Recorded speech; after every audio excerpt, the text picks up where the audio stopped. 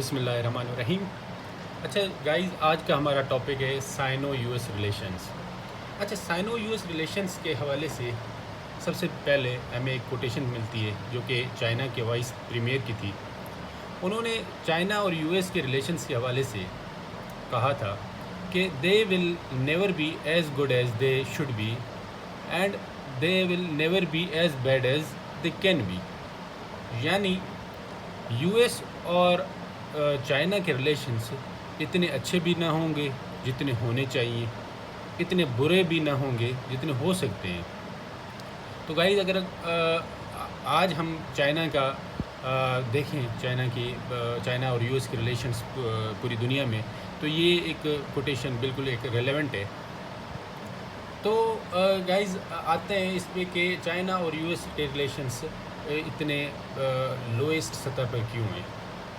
तो basically the issue is the rising power of China. China after the century of humiliation, जिसमें जो कि 19th century से start होती है 20th सेंचुरी तक, जिसमें चाइना ने फॉरेन इम्पेरियलिस्ट कुव्वतों से के हाथों शिकस्त खाई, जापान ने हमले किए, उनका इंटरनल उनमें डिस्टर्बेंस रही, ओपियम वॉर्स हुई और अपना डायनेस्टी का एक एंड हुआ। और एक इस पूरे एक डिस्टर्बेंस को, एक पूरे डिक्लाइन को चाइनीज़ नेशन नाम देती the century of humiliation. So after the century of humiliation, तो चाइना हमें एक ग्लोबल सतह पे एक राइजिंग पावर के तौर पे नज़र आया। और पिछले कोई 30-40 साल में चाइना की इकोनॉमी में एक बूम आया। आज चाइना की economy second highest, second largest है। उनकी वर्ल्ड पॉपुलेशन सबसे हाईएस्ट है।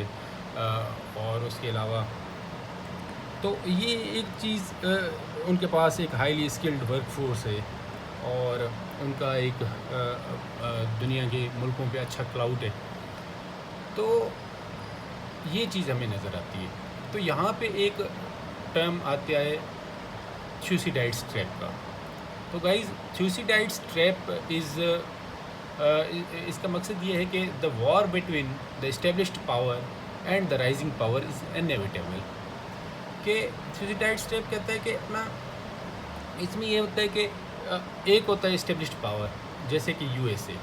In the post cold war era, US एक पूरी दुनिया में एक सोल पावर की तरह, सोल ग्लोबल पावर के तौर पे नज़र आता है हमें। उसके बाद अब चाइना, जैसे ही चाइना का राइज है, तो established power feels threatened from the rising power.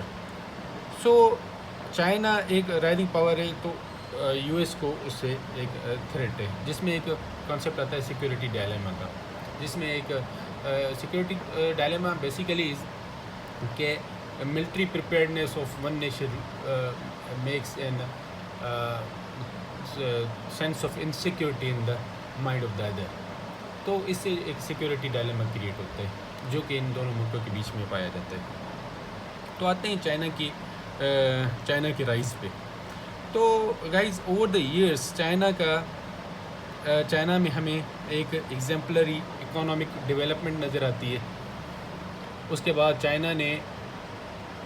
China ने अपना एक हाईली क्वालिफाइड एंड स्टेम की फील्ड में एक वर्क फोर्स जो है ना क्रिएट किए फ्रॉम टॉप यूनिवर्सिटीज। स्टेम में गाइज आ जाता है साइंस, टेक्नोलॉजी, इंजीनियरिंग और मैथमेटिक्स। उसके बाद चाइना की एक लीडरशिप और उनमें एक स्टेबल पॉलिटिकल सिस्टम में नज़र आता है। और उसमें चाइना के पास एक रोबस्ट कंज्यूमर मार्केट है। क्योंकि गाइज, एक एडम स्मिथ ने कहा था अपनी book the wealth of Nations में कि consumption is the end result of the production. क्योंकि प्रोडक्शन इसीलिए ही की जाती है कि क्योंकि कंजम्पशन हो।